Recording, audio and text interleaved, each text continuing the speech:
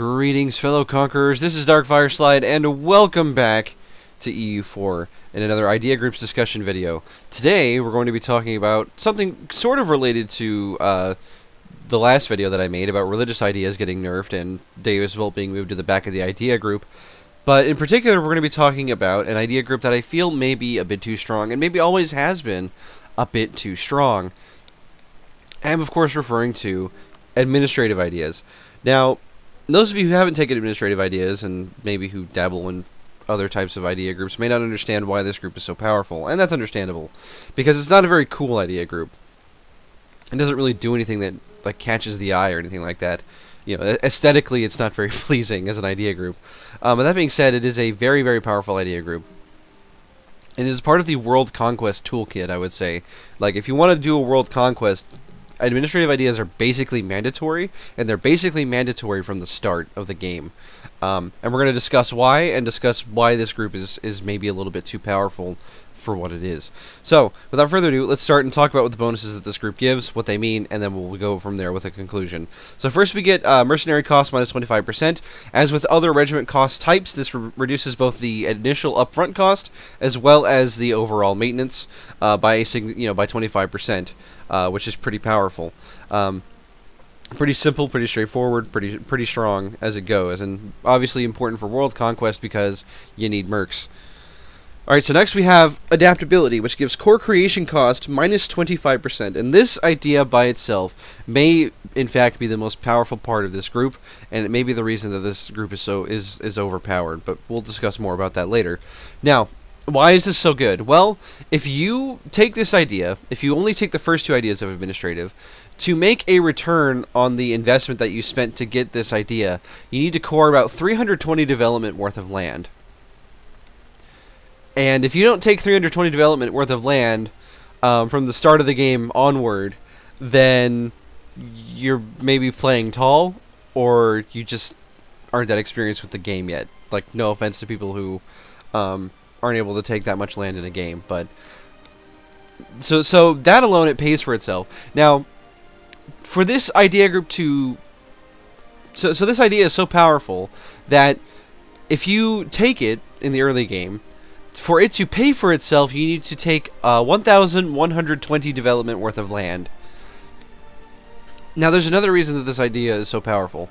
And again, let me reiterate. Most games, you're going to be taking at least that much land if you're playing a proper imperial nation and trying to grow. And as a small nation, this is even more powerful because of the amount of land that you need to take in order to be relevant.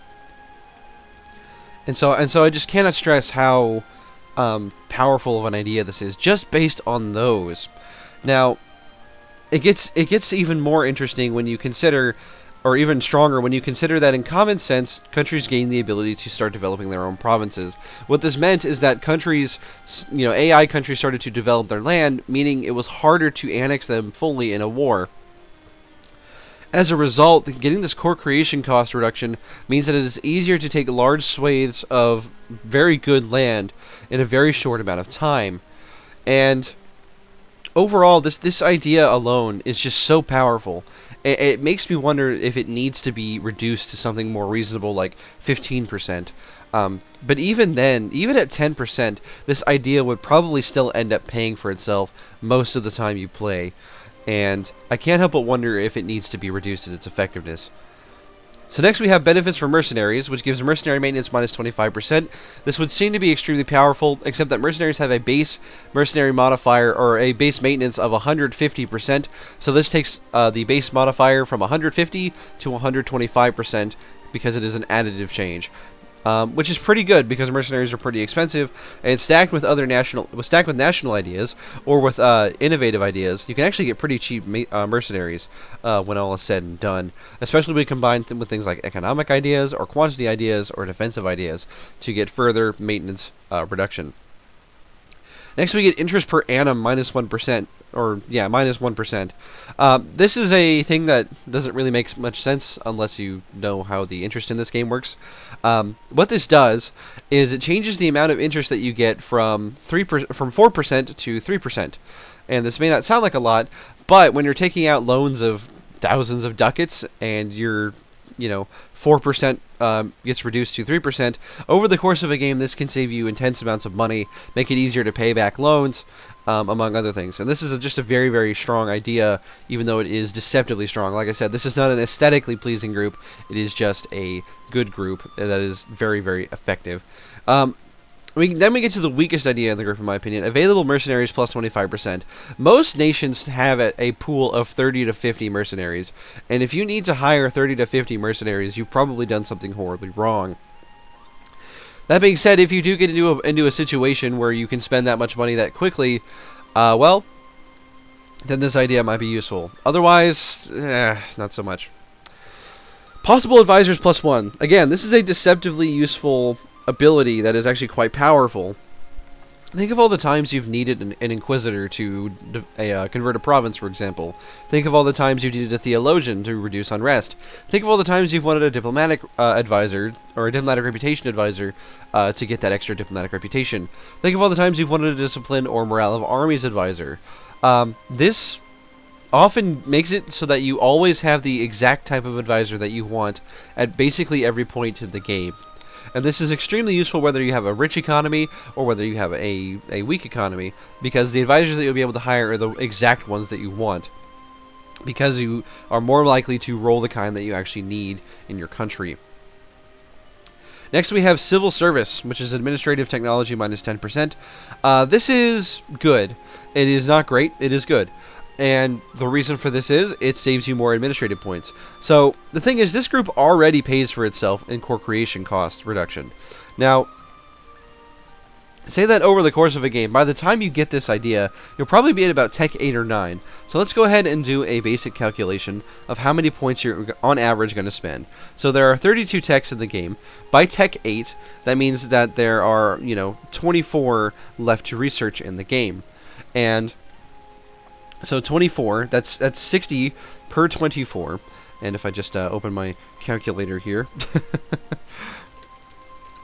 that is 1,440 points. And so that's going to pay for at least 2 of the ideas. Actually, no, sorry.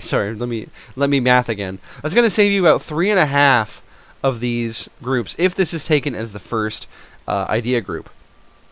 And so we're talking about just like obscene amounts of administrative point savings. And now the last thing wasn't as strong as it just became with the Ming patch with 1.20, because the number of states that you get from technology has been vastly reduced. So if you take a look at our expansion screen, as we can see, nations only start out, a kingdom or a duchy rank country. Sorry, I think I am a duchy as the Teutonic Order here. If I just take a look at my government, I'm pretty sure I'm a duchy. It's making it really hard for me to find this out. Well, we have 2 diplomats, so that gives it away. Okay, so as a duchy, we can only have 6 states. Now, if you're starting out as a small nation, this is going to be true for basically everyone. You only will have 5 or 6 states to work with. And this really sucks if you're expanding, because you don't get additional states until Tech 8. That means if you're rapidly expanding, taking lots of land, getting, administrative things, then you're not really going to have a lot of states to work with at the start of the game. And so if you take this idea group, it's going to be an additional 5 states that you get to work with, which is just really, really strong overall. So now we find ourselves kind of at the end of the video here, and at the end of the discussion, and after reviewing the individual ideas of administrative ideas, I think it's fairly clear that they're just too good at what they do. They provide so many advantages that other idea groups don't. Now, the thing is, you could say, well, economic ideas improves your economy. Innovative can give you, that really crazy policy. Humanist ideas makes your country more stable. The thing about administrative ideas is, it just gives you more land. If you are expanding, you can take so much more land as you do so because of your reduced coring costs. And especially once you get large enough to sort of bypass the threat of coalitions just by virtue of being so massive, this idea group will make it so that you can just take ridiculous amounts of land. Now, the thing is, Paradox recently changed it so that administrative efficiency caps at 30%. Or, sorry, it caps at 80% total. But you only get 30% administrative efficiency from technology. So this means that the 25% core cost reduction from administrative ideas got even stronger. Because now by the end of the game, you're only getting a 30% core cost reduction. That means even in late game wars, when you should be able to take vast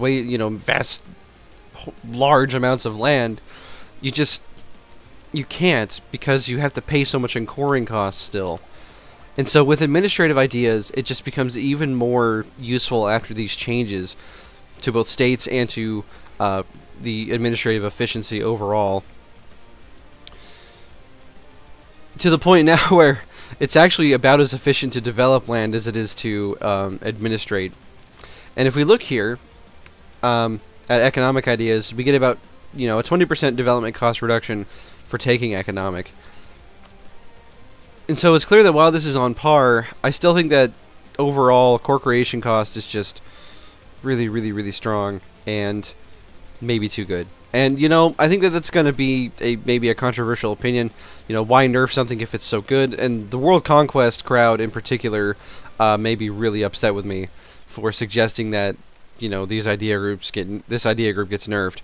But overall, I think it's just too good. I find myself unable to take other idea groups when this idea group exists. It is just too good. It is too useful for too many nations.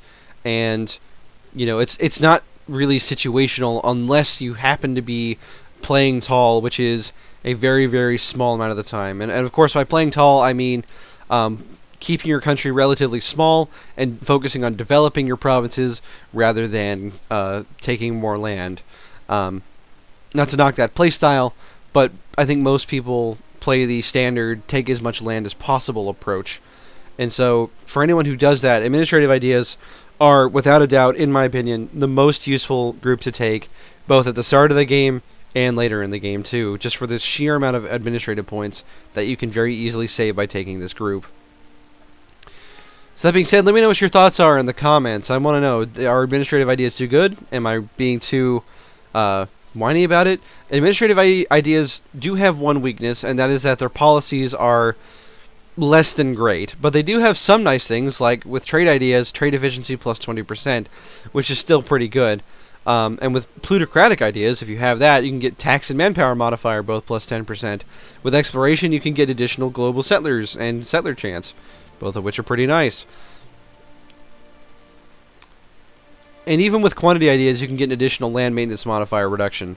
So the policies aren't too amazing for this idea group, but there are still some useful ones out there with some fairly common groups that are taken.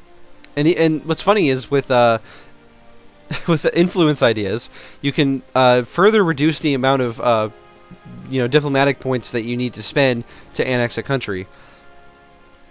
So anyway, let me know in the comments what you think of this idea group. Is it too strong? Does core creation cost need a nerf?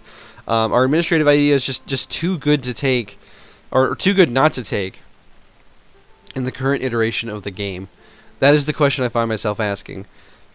And I want to know what you guys think too, because I think that they are. I think that they need a little bit of a nerf. But that's just my opinion. So thank you for joining me. I hope you enjoyed the video. If you did, be sure to like and subscribe, of course, as you should with any YouTube channel that you like, mind you. And I'll see you on the next one.